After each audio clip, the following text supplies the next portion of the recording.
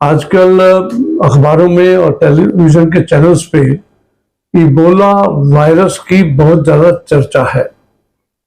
आपने अगर पढ़ा हो तो इंडो अफ्रीकन जो एक समिट होने वाली थी उसको भी पोस्टपोन किया गया, इस डर से कि कहीं इबोला वायरस फैले ना और एक दूसरे को बीमारी ना हो जाए।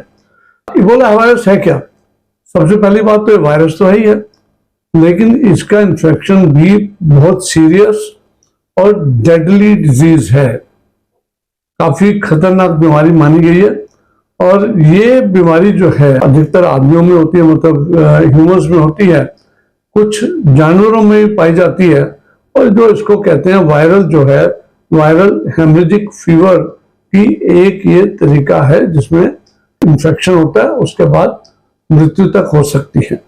फैलता कैसे, सबसे पहले हम बात करेंगे। इबोला वायरस फैलता है डायरेक्ट कांटेक्ट, चाहे ब्लड के माध्यम से हो, चाहे सलाइवा यानी थूक के माध्यम से, इवन पसीने के माध्यम से, उल्टी के माध्यम से, पेशाब के माध्यम से, या जो बीमारी लेकर लोग घूम रहे हैं उनके किसी न किसी फ्लूइड के माध्यम से, उनके शरीर के किसी द्रव्य के माध्यम से होगा।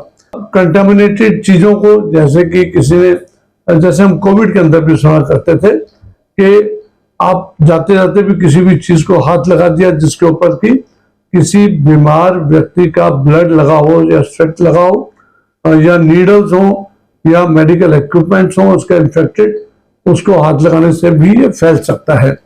और इन्फेक्टेड एनिमल्स के माध्यम से भी ये, जैसे कि बैट्स और मंकीज जो पाए जाते हैं उनके माध्यम से भी ये फैलता है।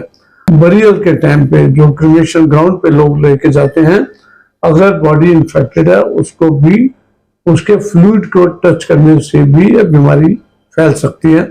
लेकिन सिर्फ हवा से या पानी से या खाने से बीमारी नहीं फैलती, ये हमें ध्यान रखने की बात है। इसका कॉज तो हमें वायरस का पता लग गया। यूजुअली जो बैट्स होते हैं यानी चमगादड़ होते हैं, इस बीमारी को एक स्थान से दूसरी तरफ से ले जाते हैं।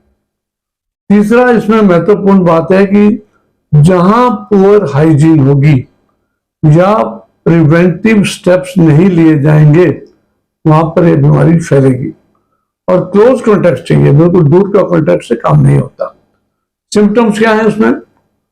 पहली बात तो यह कि किसी का इन्फेक्शन हो तो 21 दिन के बाद भी ये सिम्टम्स अपीयर हो सकते हैं।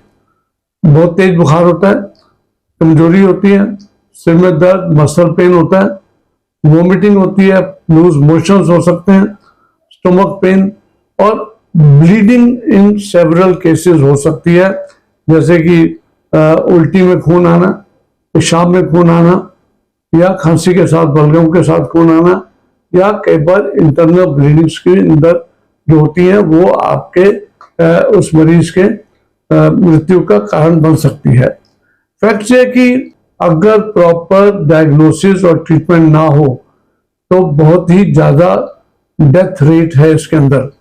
अर्ली ट्रीटमेंट के अंदर हमें जान, मान लो बुखार ज्यादा किसी को हो रहा है तो उसका पैरास्टामोल का देना, उसका जो प्रॉपर तरीके से उसका डायग्नोसिस होना और ट्रीटमेंट शुरू होना जल्दी टाइम पे, ये बहुत ही उपयोगी होगा।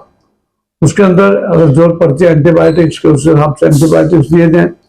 अगर जो उसके सिम्टम्स हैं उसको जो कंडीशंस हैं उसके हिसाब से उसको प्रॉपर ट्रीटमेंट मिलती रहनी चाहिए। अवॉइड कॉन्टैक्ट, अभी भी मैं कहता हूँ हेल्थ केयर वर्कर्स जितने भी हैं उनको थोड़ा सा, जो कोविड के टाइम पर हम लोग मास्क डालते थे, अपने हाथों को धोते रहते थे, अवॉइड करते थे मरीजों को हाथ लगाना, ग्लव्स डालते थे, इक्विपमेंट्स को हम यूज करते थे जिससे कि हम डिसइंफेक्ट रह सकें।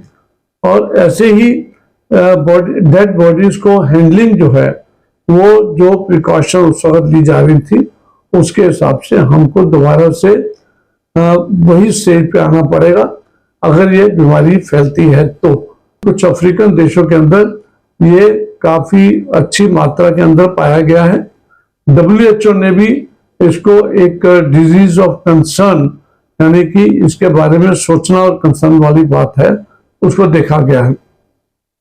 बीमार व्यक्ति को हॉस्पिटल में दाखिल होने के बाद उसको ऑक्सीजन सपोर्ट की जरूरत है तो वो दिया जाना चाहिए, आईवी फ्लूइड्स की जरूरत है तो वो दी जानी चाहिए, और जो बुखार और पेन की मेडिसिन हैं उसको देकर ब्लड प्रेशर जो है उसको मेंटेन रखना बहुत आवश्यक है।